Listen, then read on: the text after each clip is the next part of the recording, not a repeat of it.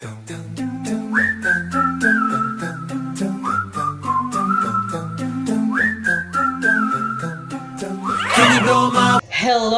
good morning. Welcome to my vlog.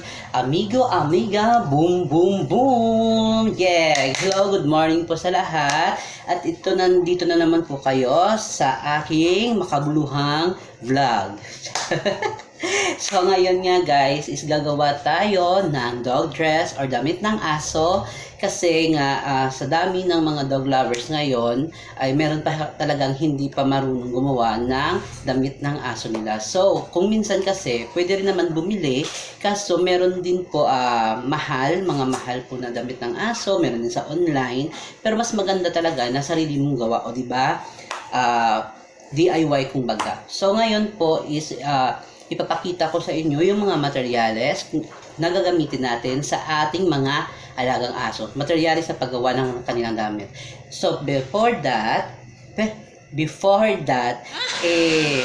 papakita ko muna sa inyo, or before that pala, don't forget to like, subscribe, and share yung video po natin. Subscribe po kayo and hit the bell button para po updated po kayo sa mga vlog na gagawin namin, okay? So, ngayon po ipapakita ko sa iyo kung ano-ano yung mga materials na gagamitin natin sa damit ng ating aso, okay? Hey, I'm back! So, as I promised, papakita ko sa inyo yung mga materials na gagamitin natin sa paggawa ng ating mga dog dress o damit ng ating mga aso. First, hindi mawawala yung, syempre, gunting para putulin yung mga tela natin. And then, tape measure ba? Ito po yung ginagamit natin para kunan ng mga measurement yung aso natin. Hindi kasi ako fluent pronounce ng measure. Ito gagamitin natin at ipapakita po natin mamaya kung saan ginagamit sa aso pag kumuha ng measurement sa aso. Okay? Yung kung saan kinukunan ng measurement sa body parts na. Okay? And then, yung magic tape. Ito po. Velcro. Velcro po tawag ng iba dito. Ito po yung ginagamit para isara or i-lock yung damit. Okay? Ito yung ginagamit ng gumagawa ng mga dog dress. And then, pattern paper. Pero ngayon po is wala po yung bilhan ng paper pattern because ng ECQ nga. And then, ito lang po yung pwede natin gamitin. Pwede naman po ito, isang page ng kalendaryo natin. And then, ipapakita ko din mamaya sa inyo kung paano gawin yung measurement. Yung pattern para sa damit ng ating aso. And then, syempre, ang pinaka-importante, yung ating tela. Meron po tayong printed at meron po tayong plain lang. Bakit po may plain? Kasi po yung plain is ang gawin natin parang alternate ng damit ng mga printed natin. Kung baga is ito yung sa itaas, ito yung sa ibaba. Kasi pwede naman po ito gamitin.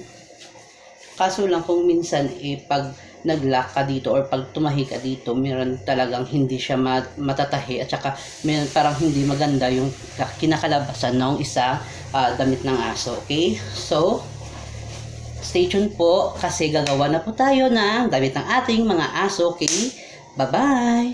Hey! Ito na po. Ito yung gagamitan nating pattern paper. First is gugupit tayo dito para sa leeg ng ating aso. Okay? Gupitin natin dito. Paitaas.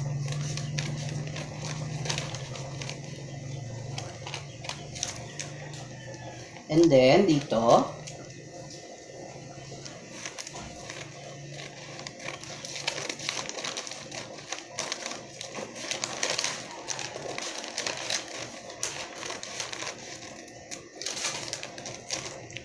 Ito na po yung mukha niya. Pero, hindi pa po yan tapos. Dito po.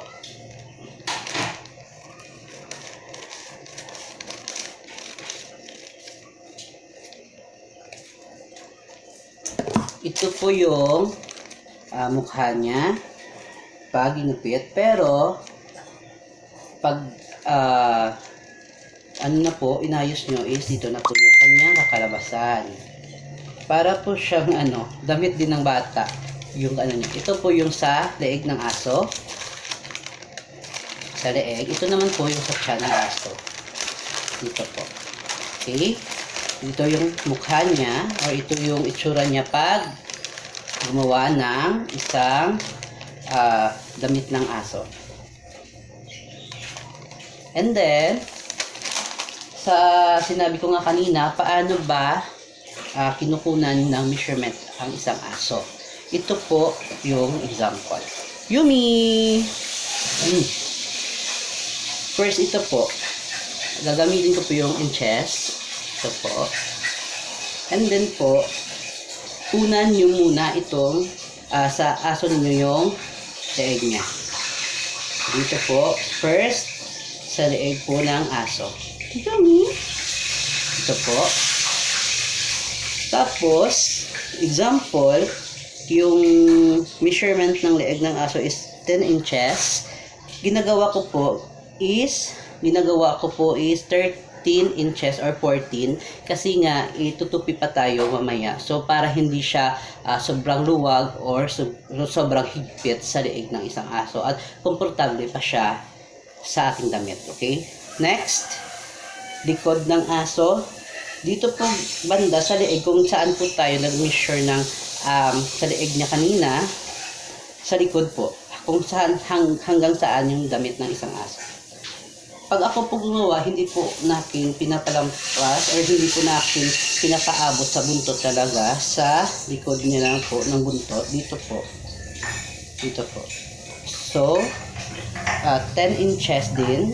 Pero ginagawa kong minsan is 12 para tutupi pa tayo para hindi naman siya sobrang iksi, hindi naman siya sobrang haba, okay? Tapos, next po is yung chest niya. Dito po. Yan. Dito po ako kumukuha sa chest niya. Noon, dito ako kumukuha sa tiyan niya talaga.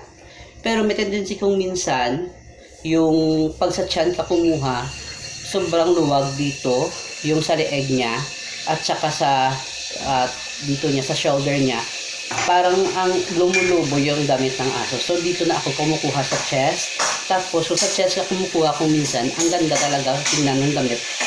Lalo na kung yung aso nyo is malaki, ang ganda tingnan ng damit sa kanila. Then, yun po, tatlo lang po yung kinukuhanan ko ng measurement, yung leeg ng aso, likod, at saka sa chest niya, okay?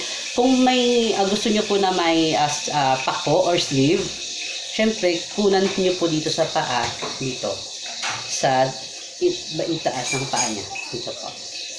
Yan. Pero kung minsan, hindi ko na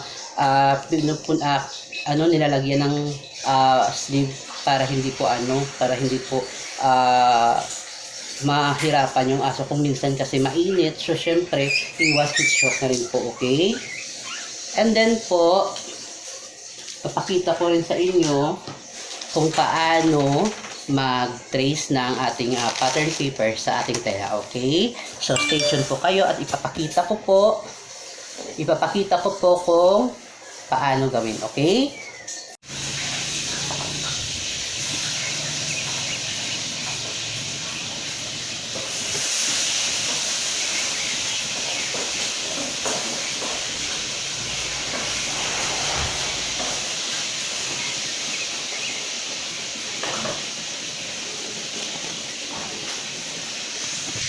So, ito na po yung kinalabasan kung saan ginupitan natin yung ating tela na nilagyan natin ng pattern paper.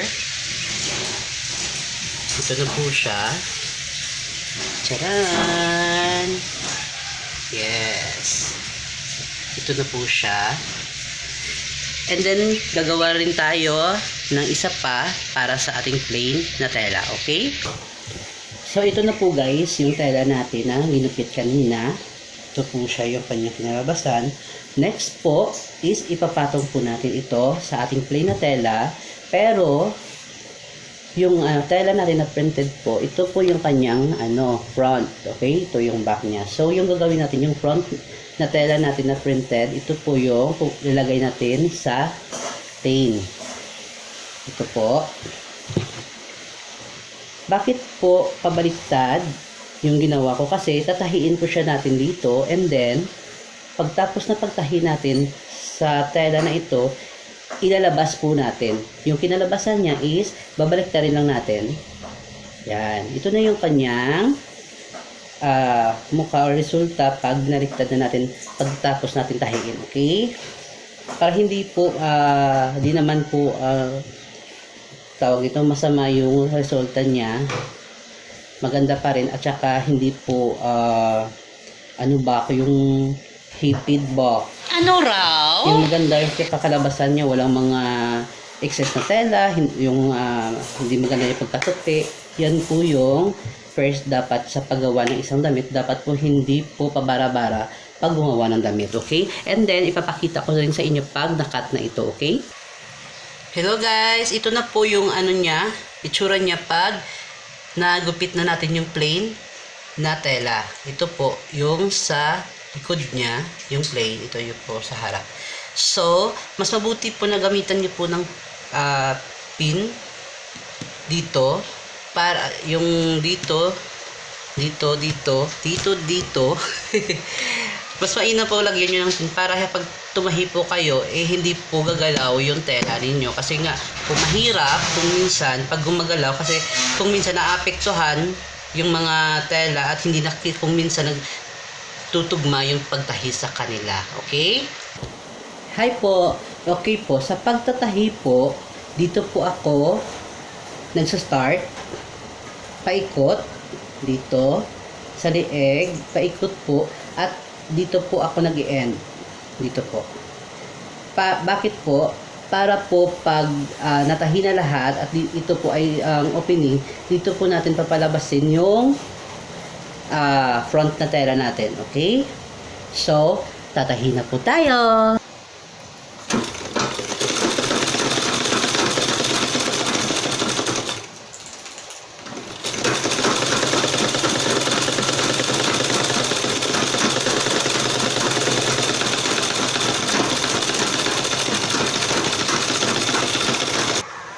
Hi guys! Katapos natin tahiin yung tela natin. Ito po yung tahi natin. So, yung sinasabi ko kanina na dito ako tumatahi, then dito nag-i-end kasi nga, babalik rin natin, okay?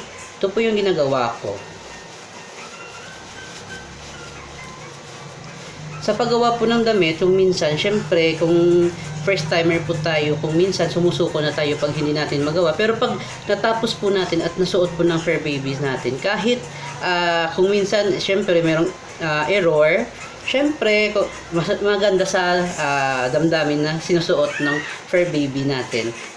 Nagsimula ako sa paggagawa ng dog dress at damit ng aso ko nung isa pa lang yung aso ko. Tapos, syempre, nauso yung dog fashion show. Syempre, wala akong pera provide para gumawa ng gown. So, ginagawa ko, ako yung tumatahi, ako yung bumibili ng mga tela.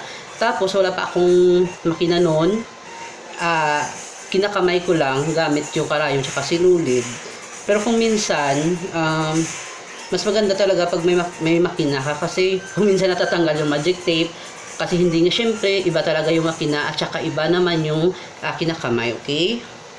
So guys, ito na po yung kakalabasan niya pag binaliktad mo na. So, ganda, no? Ito pa lang, parang, ano na, perfect na. Yes. So, gagawin po natin is, itutupi po natin ito at tatahiin.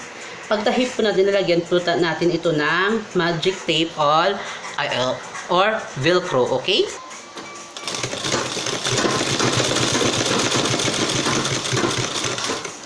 Sa paglalagay po ng isang velcro o isang magic tape sa damit po is mahirap. Kasi kung minsan napuputol po yung sinulit or karayom.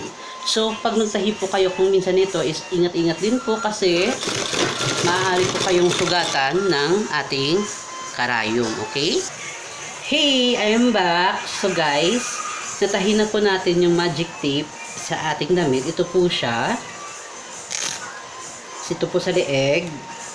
At ito po siya sa chest niya. yung itsura niya, yung kinakalabasan niya is ito. Yan, ang ganda na.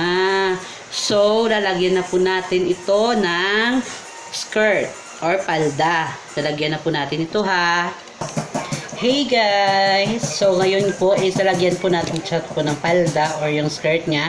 Gamit po ang tela na to. Nakalimutan ko po yung pangalan ng tela nito. So, comment down below sa nakakaalam po na tawag na ito. Yung nakakaalam po kung anong pangalan ng tela na to, first 5 po na magko-comment is bibigyan ko po ng dress sa aso nila. Send po kayo ng size at saka address nyo po kasi ipapadala ko po sa inyo. Kung yung first 5 lang po na makakaguess ng tela na to, okay? Hi! Ito na po yung skirt natin at ilalagay na po natin siya sa damit. Tapos yung ginawa ko po sa tela kasi sobrang nipis niya is double po. Dinouble ko po siya, tapos sinupi ko yung ano niya, yung tela. Pag tupi ko is tinahi ko yung sa gilid niya. And then sa kabila ganun din. Tapos binaliktad ko siya para sa loob yung tahi at hindi masyadong makita. And then tinahi ko po ito. At nilagyan ko po ng pleats yung tawag po dito. Nilagyan ko po siya ng pleats para hindi na po mahirap pag tinahi ko po siya sa ating damit. Okay po? So, watch na lang po kayo ng ating finished product pag natapos. Hello guys! So, nakabit ko na nga po yung skirt niya. Ito na po yung itsura niya. Yan po. Yan. Pero kulang pa po yan. Maglalagay pa po tayo dito ng mga ribbon or ano yung dagdag ganda ba sa ating damit. Okay? So, hello guys! What's up? So, ngayon nga po is tapos na po yung ating damit na ginawa on how to make dog dress tutorial po. And then, papakita ko na po yung finished product natin. And 5, 4, 3, 2, 1. Ang cute niya guys! Ang cute niya. Ito po yung finished product niya. And then, kung nakikita niyo po, ito po yung sa chan niya. Tapos yung skirt niya po ay hindi talaga sagad. Kasi nga po, para maiwas po na maapakan yung skirt niya. Kasi yung ano niya, yung itsura niya pag nasuot ng aso is yeah. Kung nakikita niyo po yung damit na para tabi niyo yung ribbon niya, is style po yan. Kasi parang nasa right side yung ribbon niya. Mas maganda kasi kaysa sa center kasi maliit yung ribbon natin. Kung malaki yung ribbon, nilalagay ko sa gitna, pero maliit, nilalagay ko lang sa left side or sa right side.